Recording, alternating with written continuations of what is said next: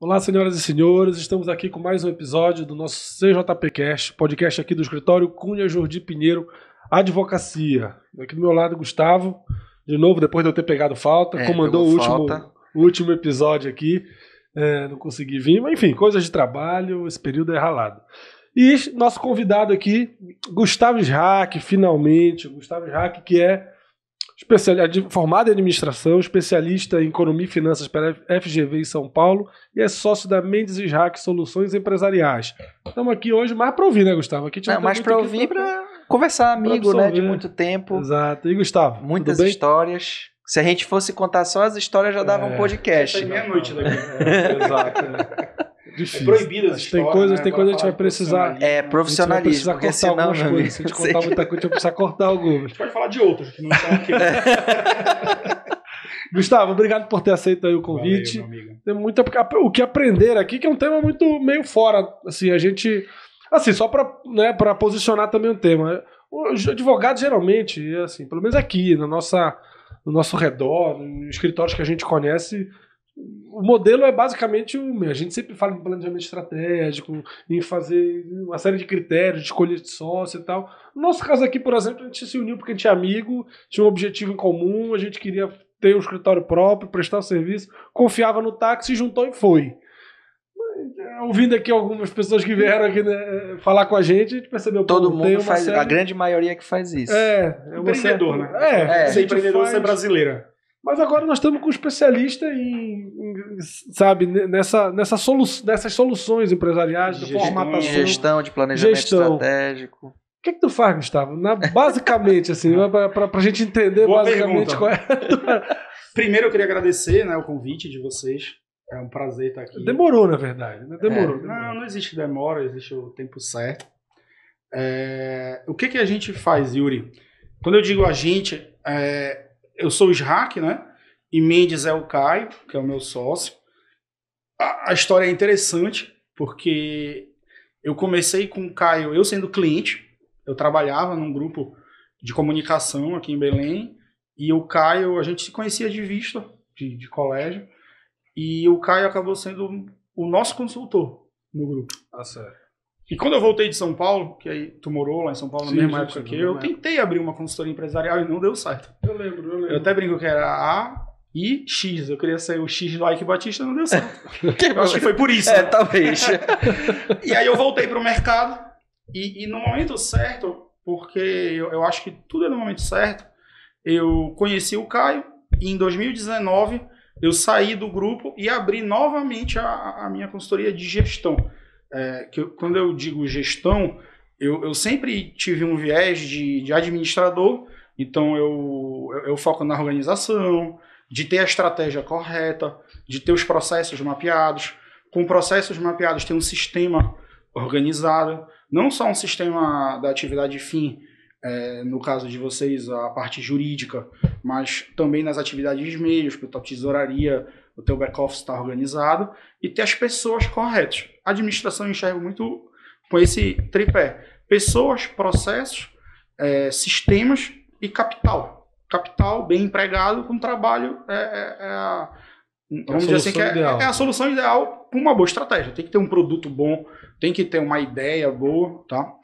E o que eu fui agregando depois? Como eu morei em São Paulo, como você comentou, eu fiz especialização na área de economia e finanças, foi o que eu acabei trabalhando. A minha história acabou se desenvolvendo nessa área, porque em São Paulo eu trabalhei em duas multinacionais, e lá uma era a mesa proprietária, eu fazia a parte de operações financeiras, e na outra era relações com investidores, que foi quando eu tive experiência e contato com áreas de estratégia, eu me relacionar com fundos, assets, fazer roadshow, que é apresentar o teu negócio, e também venda, cisão, dissolução de empresas. Tá? E no momento eu decidi voltar para Belém, tive essa oportunidade de ser consultor que não deu certo, voltei para o mercado e na pandemia eu me uni com o Caio. A gente não mudou logo o nome. Já era Mendes Gestão.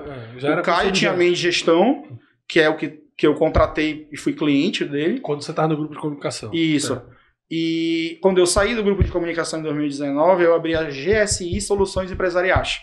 Aí a minha ideia, e eu acho que vale a pena nessa nossa conversa, eu sempre busco o modelo do custo mínimo, que é o que eu sugiro para todos os empreendedores, por todos os desafios que a gente tem no Brasil, não só os escritórios de advocacia, procurar o modelo do custo mínimo, que é tu ter o mínimo possível de investimento para tracionar a tua ideia, e conforme ela for escalando, tu vais aumentando o teu arcabouço de despesas fixas e aumentando o teu patamar de investimento. Aí na GSI Soluções Empresariais, era só eu. Eu abri uma consultoria boutique, que eu tinha clientes poucos, mas com tickets altos. Então, o grupo de comunicação que eu era o diretor financeiro, o CFO, foi meu primeiro cliente. Aí eu tinha um outro grupo de comunicação, que também era um cliente meu, e o terceiro eram escolas de idiomas. Tá? Aí foram meus 3 clientes, só que começou a ter trabalho que eu precisava de braço. Aí o que eu fiz? Eu fiz uma parceria com o Caio, que ele me levava nos clientes dele, quando ele precisava de um CFO por demanda, vamos dizer assim, algo que envolvesse transações com bancos, algo mais estruturado, e eu usava horas dos braços dele nos meus projetos, quando era para rever processo, fazer POP, fazer organograma, entrevistar, algo mais com volume de horas maior, mas com horas com valor menor. Então a gente permutou horas e teve uma sinergia muito legal. Teve essa sinergia por 1 ano, mais ou menos. De parceria. De parceria total. 2 empresas parceiras e tal. Sem concorrer, sem ter nenhuma... Ganha-ganha, né? Não teve nenhuma ação errada de nenhum lado. Entendi. A gente teve um respeito mútuo. Realmente teve uma sinergia de valor, de propósito. É um namoro, né? O que a gente chama assim, é uma fase. Antes de vocês casaram, vocês namoraram É um namoro bastante. que deu certo. Certo. Na pandemia, lá em abril, eu não me recordo quem comentou, mas surgiu a ideia, não sei se foi eu, se foi ele, vamos nos unir, porque unindo a gente ganha escala. Eu sempre digo isso, isso aí foi o diferencial que eu vejo na nossa união. Que 1 mais 1 deu 5. Isso é uma fraude a matemática, mas eu digo que é uma licença poética, porque teve sinergia. Porque se tu junta 1 mais 1 e dá 2, não tem por que tu te juntar. Então, quando eu fiz essa fusão com o Caio, de nós unirmos, teve saltos de faturamento, de entrega, de qualidade, que ele não estava tendo sozinho, nem eu estava tendo sozinho. A gente criou produtos novos, juntos, e um dos produtos que a gente mapeou junto, além de rever todo o planejamento estratégico da Mendes, que era a Mendes Gestão, foi ver missão, visão, valores, nossa identidade, depois dessa fusão, fazer um planejamento estratégico mesmo, onde a gente se enxerga daqui a 5 anos. Sim. Parece um filme, foi a primeira reunião que a gente teve num sábado, o que a gente queria daquilo. Aí o que a gente estava conversando ainda agora, antes de eu falar para vocês das áreas, dos nossos departamentos, a gente departamentalizou a Mendes. Antes não existia departamento. Todo mundo fazia tudo. Para a gente suprir uma dor que era um turnover de consultores, como é que a gente supre uma dor de ter turnovers de braços e mentes boas tanto quanto a gente? É modelo de partnership, que é o que a gente estava conversando ainda agora. Eu e o Caio, inicialmente, cada um tinha 100% do seu CNPJ, unimos os 2 CNPJs, buscando ganhos intangíveis de marca, valor, faturamento. E a gente está colhendo esses frutos hoje. Foi uma estratégia inteligente de ambos. A gente ficou cada um com 50% da Mendes Gestão e começamos a trazer pessoas boas, com uma capacidade diferenciada, que não tinham esse mindset de ser empregado, não tinham esse mindset de ter patrão, ter chefe. Queriam ter um mindset de ser sócio, participar de algo que a gente sempre disse que o propósito não é dinheiro, dinheiro é consequência.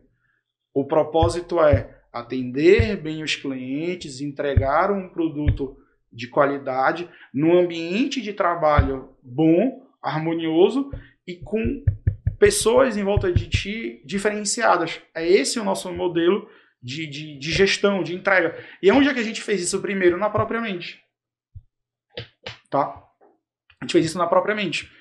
E o modelo de partnership foi a primeira entrada de sócios na Mendes, que foram a Maria Clara, a Mara, a Débora, que é a Débora Bezerra, e a Mariana Grelo. A Mariana Grelo, infelizmente, ela teve umas questões, porque ela era híbrida, ela trabalhava na Mendes como consultora e ela tinha uma outra carreira. Durante o Covid deu certo, mas quando o Covid encerrou, que o home office ia voltar, aí ela se afastou um tempo e ela saiu da sociedade. Tá? Inicialmente, esses 5 tracionaram bastante, em números não exatos, mas em gradientes, de 10 foi para 50 de faturamento em 4 meses. Aí eu vou explicar para vocês por quê essa estratégia. Porque não é só tamanho, eu sempre falo isso, o cara se importa muito com grandeza quando ele tem complexo de inferioridade. Ah, tu quer ser grande, eu quero ser grande. Não, tu tem que ser eficiente. Não importa, eu posso faturar 1 bi e quebrar. O importante é ter um faturamento justo para o teu modelo e para o resultado que tu quer. Tá? Então, isso rompe muita coisa já aqui quando você monta uma sociedade, geralmente, eu estou falando por experiência nossa, é claro que o objetivo no cheiro é aquilo, quero ser grande, quero ser o maior. Você tem que... Eu não digo que isso está errado, mas estrategicamente... não é necessariamente isso. Não é necessário tu almejar isso, porque tu ser o maior, tu ser o melhor, te chama uma atenção diferenciada. Tem gente que se posiciona, eu sou o segundo maior. Eu acho isso errado, porque tu chama atenção pro primeiro. Todo mundo diz quem é o primeiro, tá o segundo maior. Então eu oriento muito, eu tenho esse negócio, a gente transformou a Mendes num negócio. Antes podia ser uma consultoria familiar, algo pequeno, boutique, a gente transformou a Mendes numa empresa, que ela não era antes. Tá? E eu tenho outros 2 negócios. Nesses meus outros 2 negócios, eu corto isso de quero ser o maior, quero ser o melhor. Não, o que eu quero? Eu quero conciliar todos os meus negócios com uma estratégia inteligente. Eu não consigo nada sozinho, então eu tenho modelos de partners em todos esses negócios. Eu não como o bolo sozinho, eu sempre estou repartindo o bolo. Não é migalha, é o bolo, que é importante, né? A pessoa tem que ficar gordinha do lado, tem que estar feliz. Porque tem aquele cara que ele come uma massa grossa e deixa migalha na mesa, né? Não é migalha, é realmente... Pedaço do eu quero bolo, escalar. E eu não consigo escalar com a capacidade instalada que eu tenho. Eu tenho o quê? 250 horas no mês de trabalho pesado. É teu limite ali. É o meu limite. Mas se eu quero ter diversificação em várias áreas de negócio, eu tenho que ter conselhos, eu tenho que ter sócios, eu tenho que ter braços. Tá? Então, o que a gente fez logo de cara na Mendes, que responde a tua pergunta inicial? A gente departamentalizou. Tá? Tem um departamento na Mendes que é organizacional e auditoria. Tá? Quem é que fica à frente desse departamento? Que foi uma outra coisa que a gente fez. O head do departamento. E tem o co-head do departamento. Como se fosse o presidente e o vice-presidente daquele departamento. É o Caio. E a Roberta, que entrou depois como partner também. O outro departamento é controladoria. Controladoria, acho que já está mais comum. Mais palpável. Tem controladoria de supermercado, tem controladoria de lojas, tem controladoria de escritórios. Jurídica. Que tá, não vou dizer que é recente, mas está em alta. Agora tu tem o controller jurídico. Uhum. E aí depois a gente pode ir mais para o foco de escritório, porque a gente ajuda a implantar a controladoria jurídica. Tá? É um dos trabalhos que a gente faz. O terceiro departamento, esse a gente só conseguiu graças a essa fusão minha e do Caio. Porque o Caio tinha uns clientes que necessitavam disso e eu era o CFO. Eu era o cara que tinha experiência com finanças na prática, de contas a receber, contas a pagar, conciliação. Porque os grupos que eu trabalhei, as empresas, eram vários CNPJs, eram grupos grandes. Então é como se tu tivesse um pool de CNPJs e tu é o financeiro de vários. A gente só adaptou para mim ter um braço de terceirização da tesouraria. Porque, dando um passo atrás, o que é a controladoria? Tu tem que ter uma tesouraria organizada, conciliando tudo que tu recebe, tudo que tu paga, com cadência e organização, botando o teu plano financeiro, categorizando tudo que entra, tudo que sai no teu financeiro, tá? Para isso organizado, tu pluga controladoria. O controller, ele não faz nada se não tiver uma tesouraria organizada, tá? Então, a gente começou a organizar tesourarias, só que entregando para a gente, fazendo outsourcing. Por quê? Porque eu estava tendo muito esforço na controladoria para receber os dados dos clientes. Porque às vezes o tesoureiro ou o financeiro é o próprio dono, é a mulher do dono, Tinha vícios, é o primo. Imagino que tinha vários vícios de procedimento. Quando a gente treinava o tesoureiro ou financeiro, ele pedia demissão. Aí tinha turnover. Aí tinha que ensinar tudo de novo. Então, tem certos clientes, certos portes de clientes. Eu não estou dizendo que a Casa de Bahia vai terceirizar para a gente, porque é um porte que necessita algo dedicado. Mas tem portes que faz sentido. É até uma economicidade, porque tu encerra uma área que tinha 1, 2, 3 CLTs, com esse turnover, às vezes com uma bateção de cabeça, com processos que não estão mapeados, e pluga numa estrutura que é padronizada. É tipo a linha de Ford. Eu tenho os processos, que tem a hora de cada um, e ao invés de fazer para Mendes, eu faço para 15 hoje em dia. 15 clientes.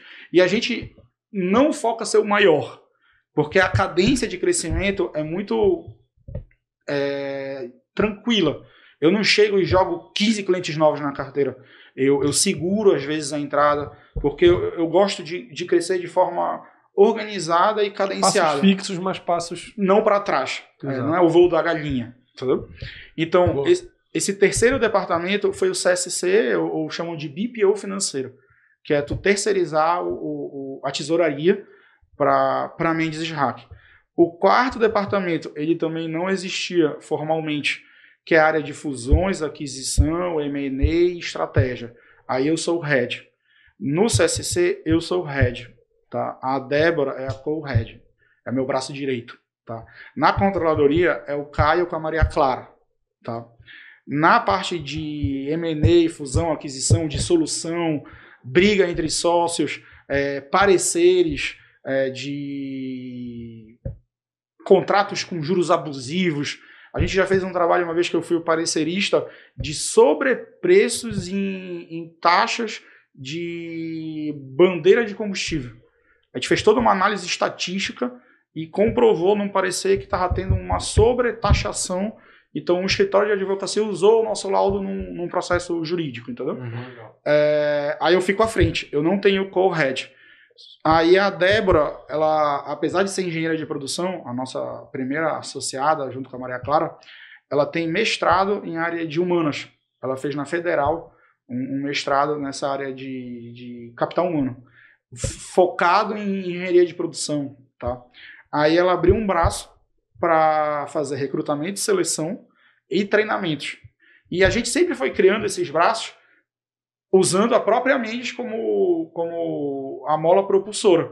Na Mendes, desde quando eu fiz primeiro teste sempre é vocês. A profissionalização da Mendes para uma empresa, ninguém entra na Mendes se não passar pela Débora. Ela faz análise DISC, ela faz análise comportamental, ela entrevista, ela faz todo um parecer. O que eu entrego pro mercado, eu uso, não é casa de ferreiro, espeto de pau. Porque na antiga Mendes que eu converso com o Caio, tinha muito turnover e às vezes por indicação.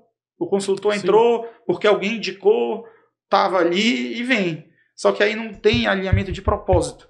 A gente alinha na Mendes hoje em dia, inclusive, os comportamentais. Eu tenho um perfil colérico e sanguíneo. Então, o meu squad tem que ter um perfil que se encaixe com o meu, senão bate cabeça, não tem alinhamento. Aí, se eu tenho um squad, uma equipe que não tem esse perfil, eu não coloco um estagiário com esse perfil, alguém embaixo de mim trata mal o estagiário, aí o estagiário ou o trainee não se entende, entendeu? E outra coisa que a gente fez foi também ter uma curva de carreira. Muito clara. Muito clara para todo mundo que entra na Mendes. Tu entra como estagiário 6, depois tu vira estagiário 8.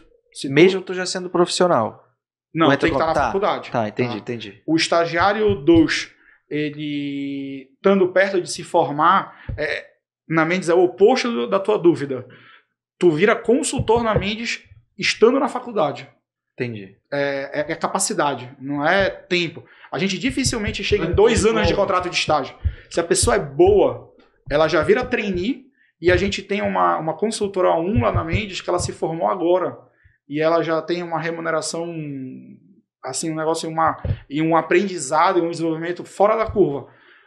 Mindset de consultorias diferentes seguraria ela. Ah, não, eu tenho 2 anos de estágio, deixa ela estagiária lá, 6 horas não. A gente transformou ela em trainee, e hoje em dia ela ganha 5 vezes mais que a bolsa, até 6 vezes mais que a bolsa dela, e ela se sente como pertencimento, entendeu? Ela se vê, valoriza como um todo, entendeu? E isso tudo foi reverberando em quê?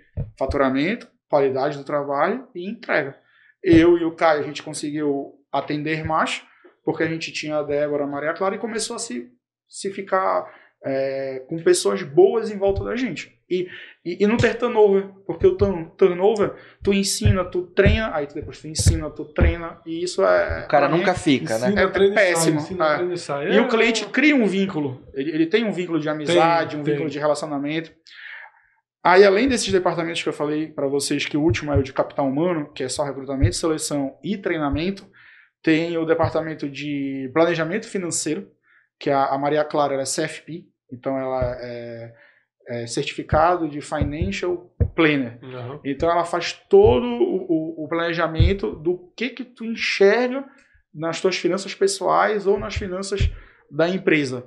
Aí ela te entrevista para saber o teu horizonte de tempo, se tu vai precisar do recurso ou não. Ela não te diz aonde alocar. Com esse material, ela acompanha junto contigo e tu que decide se eu vou alocar no banco tal. O produto ela já orienta. O produto é esse, porque o risco é esse. Se a pessoa versa risco, é produto com menos risco. Tipo, se ela tem necessidade de caixa, ela vai deixar o com liquidez, sem liquidez. Agora, onde aplica, se é num banco de atacado, num banco de varejo, ou nesses escritórios de agente autônomo de investimento, é uma decisão do cliente. A gente é remunerado pela consultoria. Tá? Pois é, pelo serviço. Eu ia chegar... muito legal ver o caminho, né? O caminho da tua carreira e tal, até chegar na questão da mente. Mas assim, eu tentando dar um passo atrás. Uhum. Uma percepção, não sei se isso é verdade, não sei se isso é confirmado estatística, mas é uma percepção. Consultoria, e a gente, o escritório de advocacia, além do litígio, também presta serviços de consultoria, ele é visto meio que como um custo, ou pelo menos, repito, a minha percepção. Como é que como é que tu muda essa chave na cabeça? Como é que essa agregação de valor ao cliente? Bacana a tua pergunta. É uma agregação de valor ao cliente desse serviço. O que eu consegui mudar? Porque a gente consegue ver, a gente que presta... O que eu consegui mudar o mindset quando eu fiz eu e o Caio fizemos a fusão? Eu vim do mercado.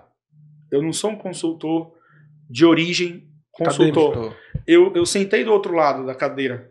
Então eu trouxe essa percepção e o Caio adotou e a gente conseguiu mudar o mindset de todo mundo e isso a gente vem executando, que eu brinco que é a teoria de se pagar. A gente tem que se pagar. O cliente tem que chegar e dizer, olha, Gustavo, tu te pagou. Então, ou seja, tem um resultado aí que você tem que... O que é se pagar? Eu estou fazendo controladoria, eu vou fazer o máximo possível para ele ter economicidades no intangível. Tipo, eu tiro algo da cartola, que ele nunca teria esse conhecimento, e eu não tenho FII de sucesso. Eu tenho os meus honorários de consultoria. Eu reduzindo um custo, uma despesa, eu revendo matrizes de escala e reduzindo o pessoal, eu motivando de alguma forma. A gente tem parceiros em escritórios de advocacia. Quando eu falo parceria, não é que a gente é remunerado, isso foi uma outra matriz que eu criei com o Caio, uma política. A gente não recebe nenhuma comissão de ninguém, só o que a gente faz? A gente indica excelentes profissionais. E esses excelentes profissionais, se quiserem, indicam a gente. Porque a gente criou o modelo de partnership dentro da mente. A minha margem de remuneração é interna. Claro, entendi. Mas um estagiário se capta, ele tem um variável. Só que o variável do estagiário é menor do que o variável de um associado 5, associado 10. Então, se o consultor entra na Mendes como estagiário e capta o escritório de advocacia de vocês, e é o mesmo valor no tempo, só tem reajuste pela inflação, ele ganha mais só de evoluindo na carreira. Porque é um percentual quando ele é estagiário, quando ele vira estagiário, trainee é outro percentual, quando ele vira consultor é outro. Quando ele cai na mesmice. Se o cliente continuar na carteira, vai aumentando o percentual dele. Mas se entrar um novo, já entra nesse novo percentual. E a gente... Sim, o percentual de acordo com a evolução de carreira do cara. O novo ou o anterior. O cara ganha mais mantendo o cliente. O fixo muda, só que a gente tem uma teoria de fixo baixo. Porque se tu bota fixos altos, tu gargala a tua operação. A gente não esqueça do modelo de custo mínimo que eu falei. Sim. A gente tem um modelo de custo mínimo que só agora que a Mendes vai fazer, Mendes e Jaque vai fazer 3 anos, e o Caio já estava há alguns anos nas salas, que a gente tem 2 salas, que a gente investiu na física para 4 salas para expandir. E isso é uma outra estratégia. A gente não endividou o CNPJ. Porque no modelo de partnership, quem está querendo virar sócio e está dando trabalho, eu não posso dar dívida para eles. Eu tenho que pegar o resultado e compartilhar. Uhum. Imagina, antes de pegar o resultado, eu dizer, olha, tem que pagar essas salas aqui, aí não sobra nada para vocês. Então a gente comprou nas físicas para ter um aluguel de mercado, porque os aluguéis estão um preço altíssimo, então vai ser um aluguel até um pouco abaixo no mercado, para ter mais resultado para a gente compartilhar com nossos associados. Então tudo, eu digo, é estratégia. E tu não pode te perder na tua estratégia. E uma coisa que reverberou muito no nosso modelo de partnership é o famoso dei o exemplo. Eu não estou só falando. A gente criou o modelo, lançou, deu 6 meses ou 9 meses a Maria Clara e a Débora viraram partners no contrato social. Elas cada uma conquistaram 2% de equity. A gente preparou tudo juridicamente. É muito importante no modelo de partnership ter a segurança jurídica, porque um dos modelos do partnership é promessa de cessão de cotas futuras. Para eu prometer uma cessão de cotas futuras, tem que ter um arcabouço jurídico, o meu CNPJ tem que ter regras, porque não é um casal ou 2 amigos, vira um sonho de mais pessoas. E eu estou prometendo futuramente. Não pode o meu sócio falecer e eu ficar sozinho e não conseguir entregar o que eu prometi. Então, na Mendes, por exemplo, que eu me recordo, que foi um escritório de advocacia aqui de Belém que desenhou tudo e implantou para a gente a parte jurídica, se um sócio, eu e o Caio nós somos sócios administradores, agora se eu roubo na sociedade, eu saio pelo PL de mercado com deságio. Não existe valuation. Uhum. É o contábil com deságio e parcelado. Acho que é 50 vezes.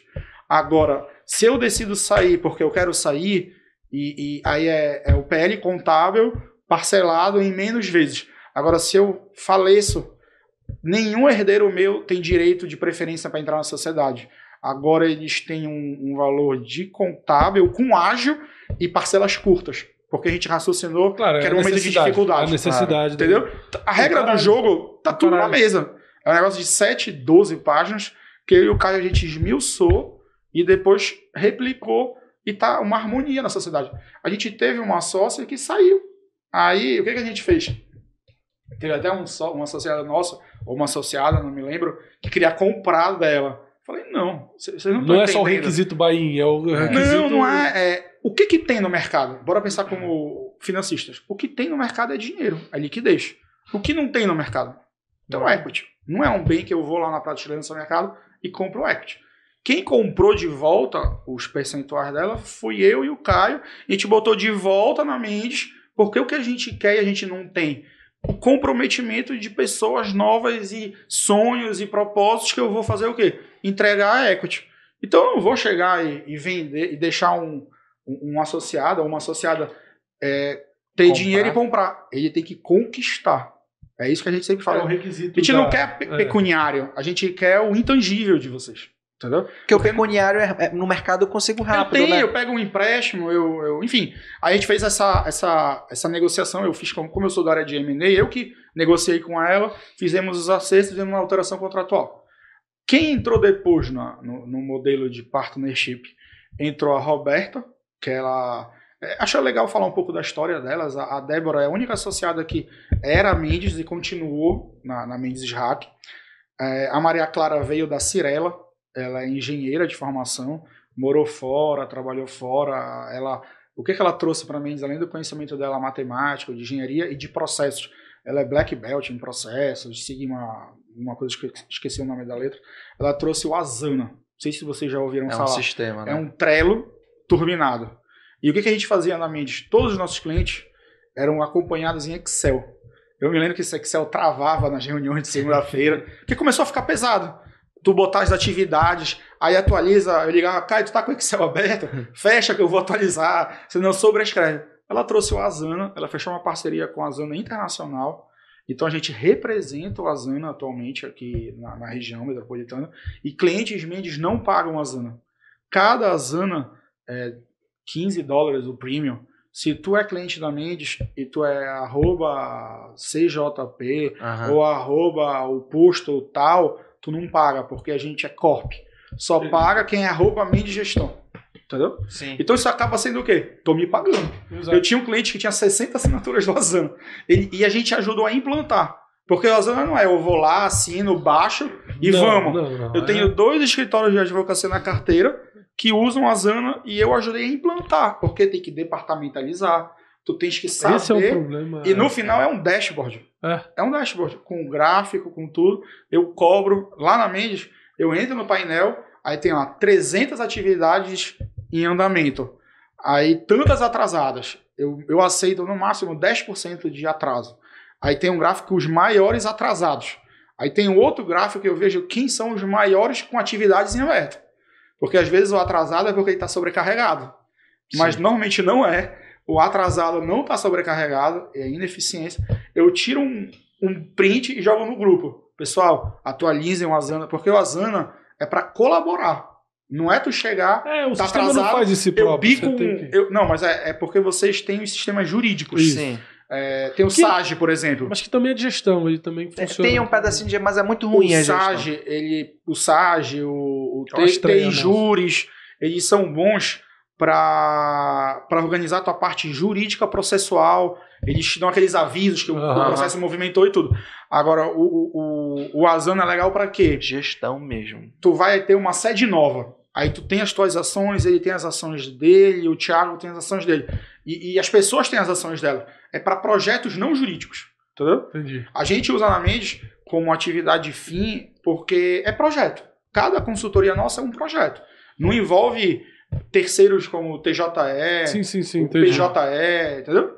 Então... É diferente pelo negócio. Eu tenho 2 escritórios que eles usam software jurídico que a gente ajudou a implantar, fazendo o POP, fazendo os processos, só que eu implantei o Asana, porque no Asana fechamos cliente e tal, tem que mandar contrato, tem que mandar não sei o que, tem que fazer isso, é para cobrar. Atividades não jurídicas.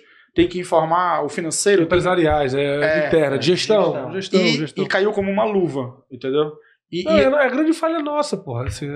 E é uma contrapartida nossa. Agora tu falou, como é que tu te mantém? É uma contrapartida a isso, entendeu? Esses serviços. Ponta isso transforma em grana. Assim, o cara tu economiza. Tu economiza com o custo do sistema e tu aumenta a tua produtividade porque o sistema é uma ferramenta de gestão para aumentar a tua produtividade. Se tu encerrar a consultoria, sai o sistema junto. Eu não vou deixar tu usar o sistema sem estar no nosso hub, entendeu? Claro. Porque a gente também acompanha, a gente ajuda, tem treinamento, tem manutenção, enfim. E a Maria Clara que trouxe isso. Aí a gente estava conversando antes, no início do nosso bate-papo, que não é só meta quantitativa. Para tu virar sócio no modelo de partnership, a gente fez um híbrido de quant com quali. Por quê? Porque tem que ter alinhamento de propósito, de valores. Então eu e o Caio, a gente queria muito fazer ação social. Só que a gente não tinha tempo, porque eu sempre fui o CFO financeiro da Mendes. O Caio é o COO, lá, o sócio pelas operações. Ele está preocupado com a atividade FIM, internamente, e eu com a atividade financeira e administrativa internamente. Eu que falo com o contador, eu que falo com os bancos, ele fala com os squads, ele está preocupado com essa organização. Aí a gente queria fazer uma ação social. A Débora e a Maria Clara, para virarem associadas, elas tiveram que entregar uma ação social. A gente fez consultoria de ação social, que eu digo. Por quê? Eu fiz um grande evento social, foi no Ponte Santo Antônio, pós-Covid, e eu procurei os meus clientes, dizendo, olha, vocês não têm tempo de fazer ação social, a gente está fazendo por vocês. Vocês querem participar? Aí a gente trouxe eles no dia todo para entregar o valor doado para a responsável pelo Pão de Santo Antônio. A gente colocou na camisa da ação social, as marcas, colocou nas redes sociais e foi um sucesso a ação social. Ela foi 100% social, realmente. O que doou, a Mendes doou, os sócios nas físicas doaram, a gente arrecadou 15 mil na primeira. E foi tudo em produtos para o Pão de Santo Antônio e nesses materiais de camisa, essas coisas.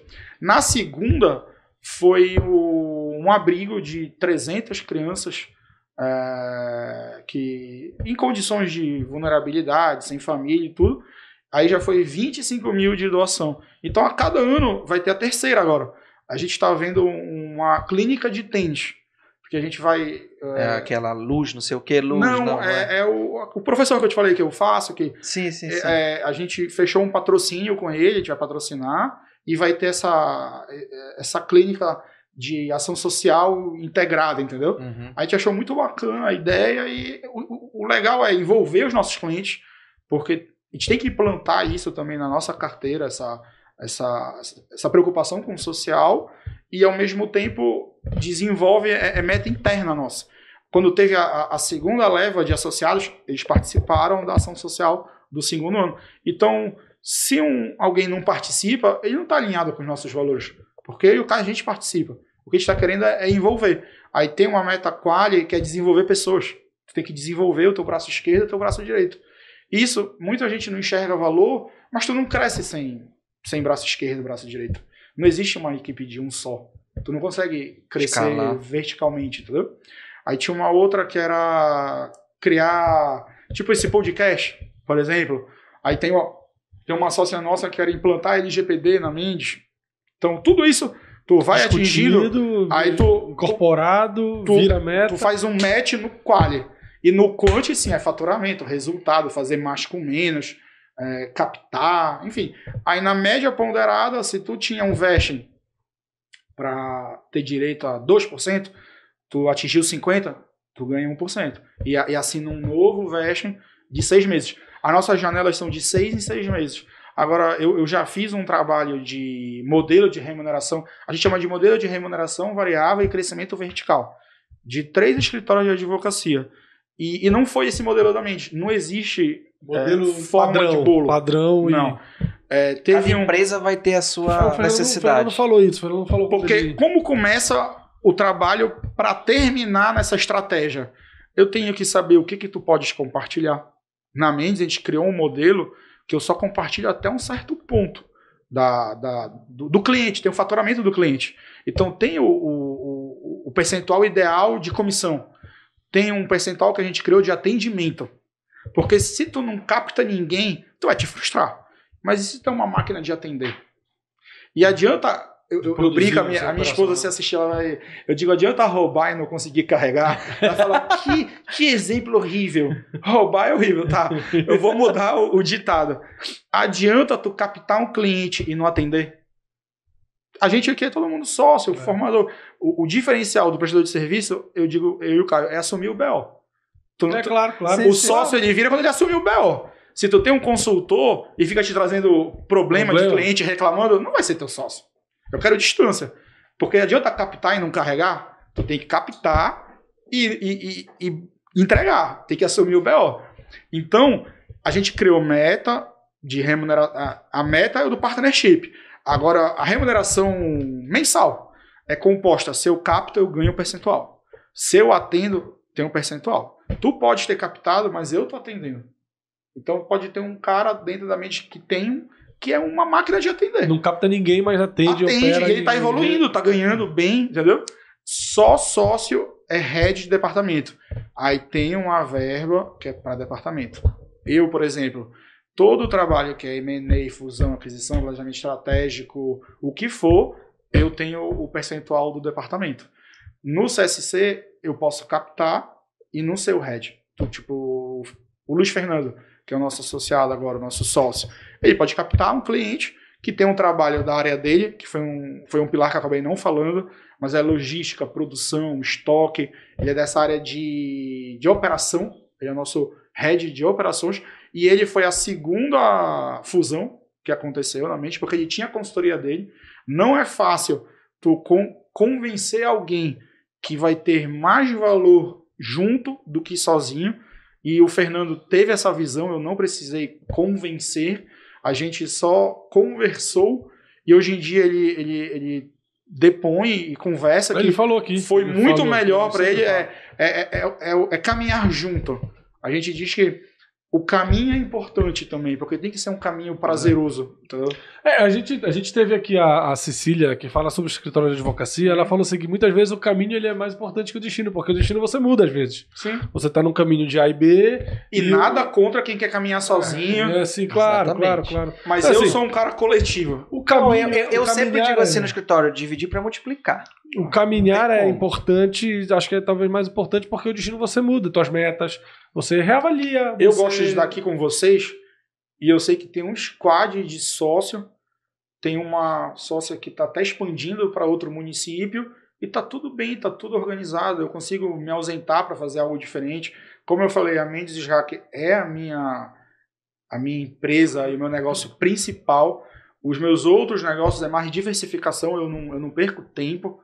Mas é algo que eu gosto de fazer também, que é uma área de comunicação e uma outra área de locação, de estruturas metálicas, umas coisas diferentes que eu tenho sócio.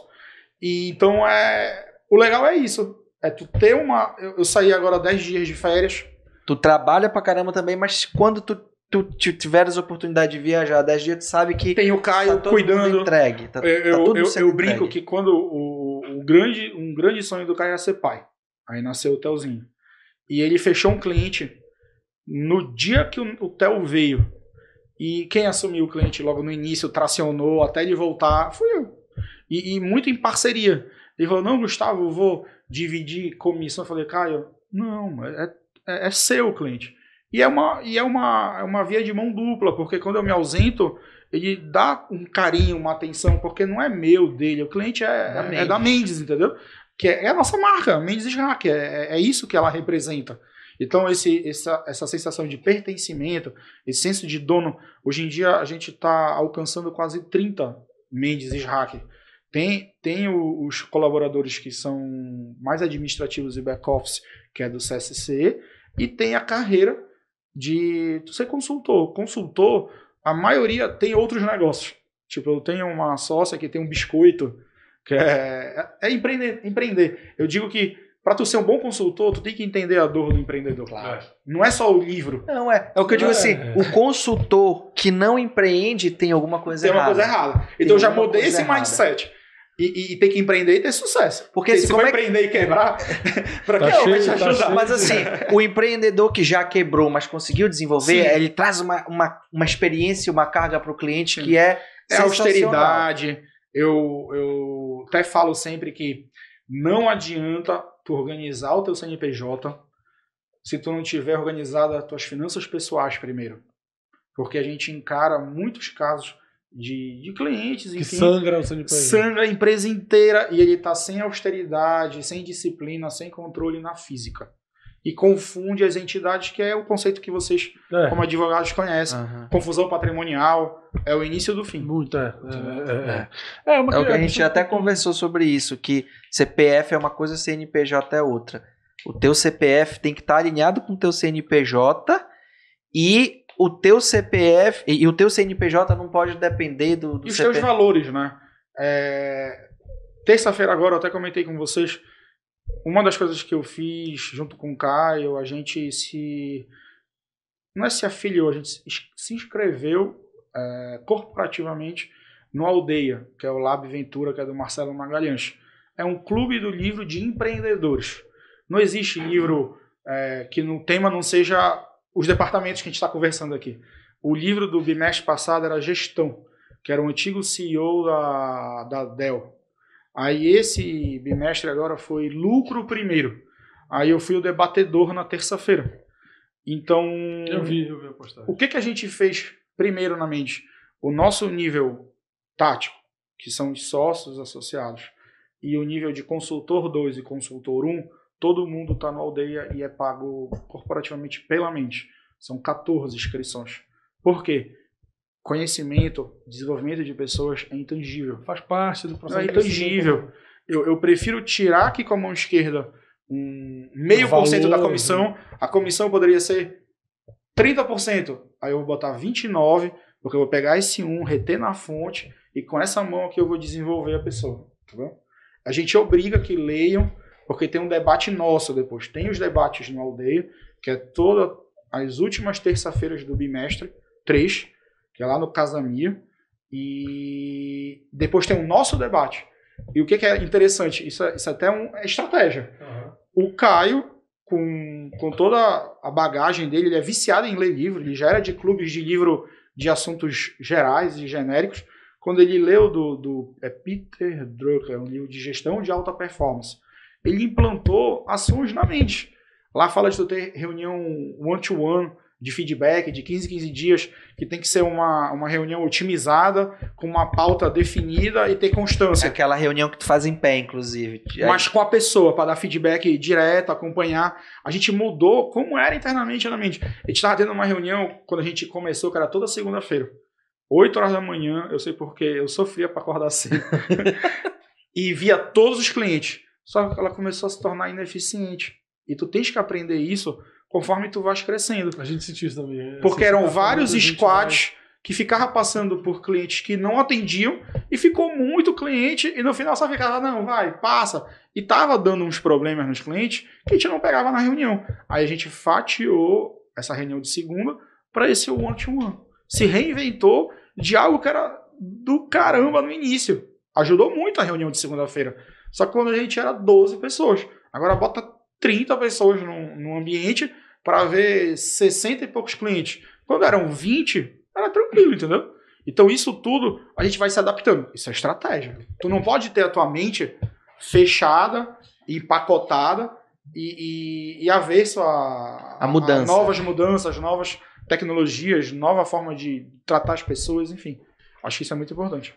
É muito bacana ver nessa trajetória assim, vocês eram 2 sócios com experiências diferentes, realidades diferentes e num determinado momento, a gente já falou isso também outras vezes aqui, em determinado momento vocês se encontram, né, com a bagagem de cada um, e aí você tem até mais capacidade de avaliar aquela parceria, aquela sociedade, os resultados, a afinidade, essa sinergia de mudança de valores.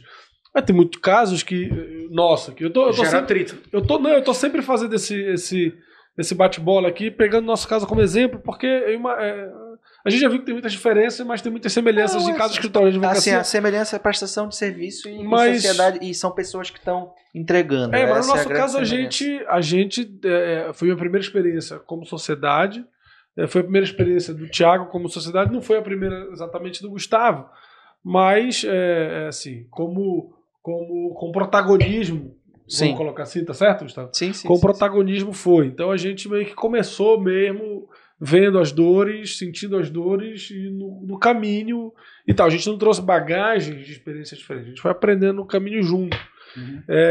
E assim, tem diferenças no processo de aprendizado e maturidade, porque era muito difícil pra gente enxergar essas coisas que, na realidade de vocês, separadamente, eram mais fáceis.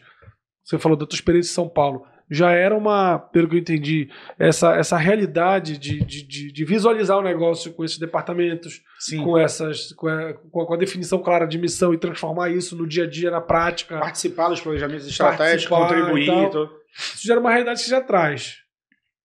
Tu acha que é mais difícil, de fato, porque eu estou de novo colocando a gente no olho do furacão. Às vezes parece que é muito difícil essa mudança interna de você perceber que precisa olhar para dentro do negócio do que para fora. Porque às vezes eu sinto que, eu não sei se isso é uma realidade de escritórios e tal, mas às vezes eu sinto, tem determinados momentos, não sei se o Gustavo sente isso também, que nós funcionamos como 3 escritórios diferentes dentro de um mesmo lugar.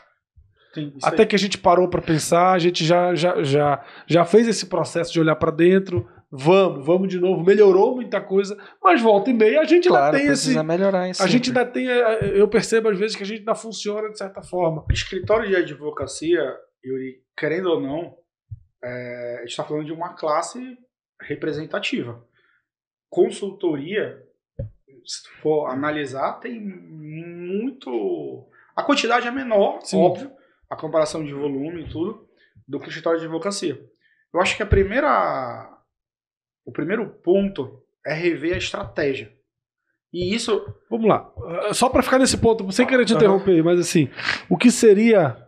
Não estou dizendo qual seria objetivamente, porque acho que cada um tem que ser a sua, isso tem que ser debatido e definido em conjunto. Isso. Mas o que seriam os requisitos? Não sei se é requisito a palavra, mas como definir uma estratégia mínima? Qual o processo de definição de uma estratégia? Assim, então, o que eu ia sugerir para vocês? A resposta da tua pergunta, né? Todos os escritórios que a gente trabalhou em conjunto,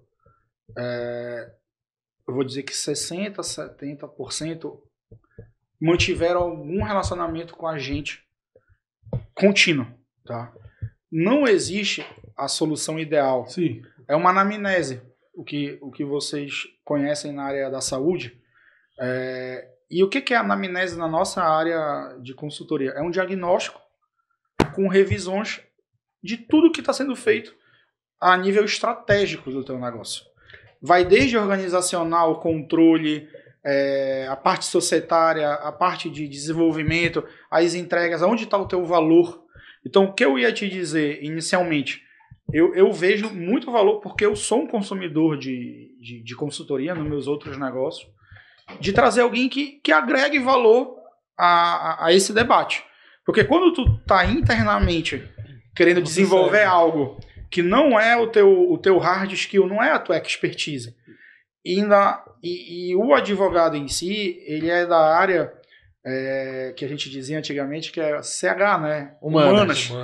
E são 3 advogados, tem perfis que vocês concordam e tem questões que vocês discordam. Nós, em alguns momentos, somos os imparciais, a gente é o desempate, entendeu? Porque é uma visão de fora, tá? Então, a primeira questão que eu sugeriria para vocês, para os escritórios de advocacia, que é o público foco aqui, de acordo com o orçamento que os escritórios tenham, buscar uma consultoria. Não precisa ter um contrato de 1 ano. Contrata, olha, eu quero ter uma assessoria ou uma consultoria para rever a estratégia do meu negócio. Porque às vezes vocês podem estar pecando no plano estratégico e estão mandando bala e super bem no operacional. Tá? Cada um está para um lado, aí 2 lados estão operacionalmente mandando bem, só que esses 2, tipo, hipoteticamente, o Thiago pode estar super bem com o Yuri e o Gustavo, se tivesse uma sinergia entre vocês poderiam estar sugerindo o cliente para ele.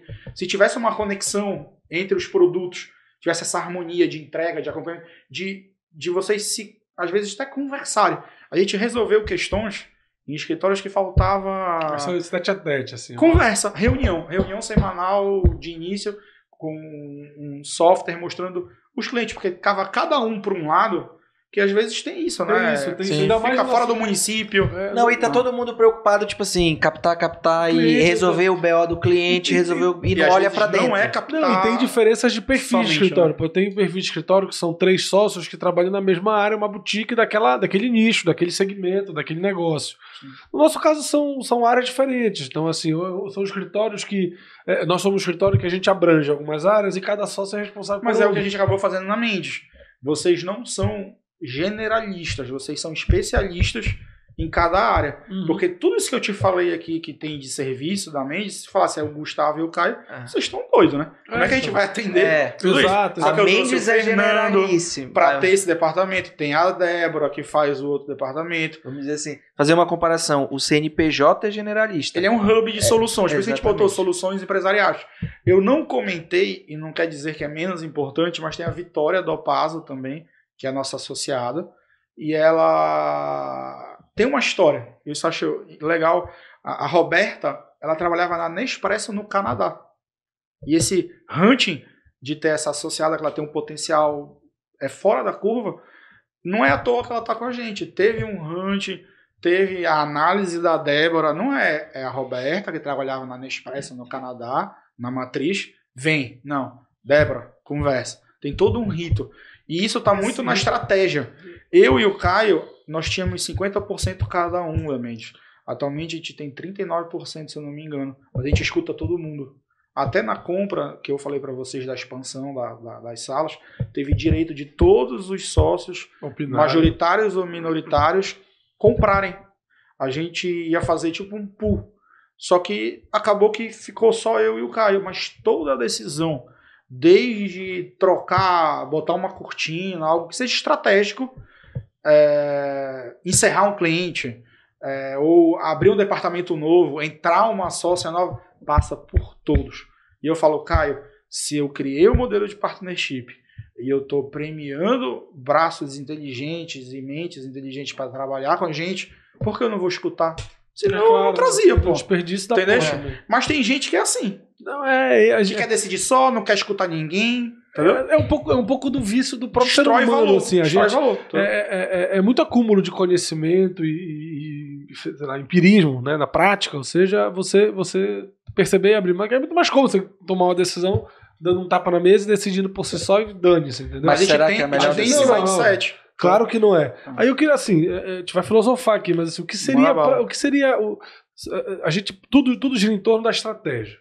É claro que, e eu acho que a sugestão é boa, nós já fizemos isso em determinado momento, a gente deu um salto de gestão aqui no escritório, de certa forma, que era inimaginável a gente ter tido naquele momento.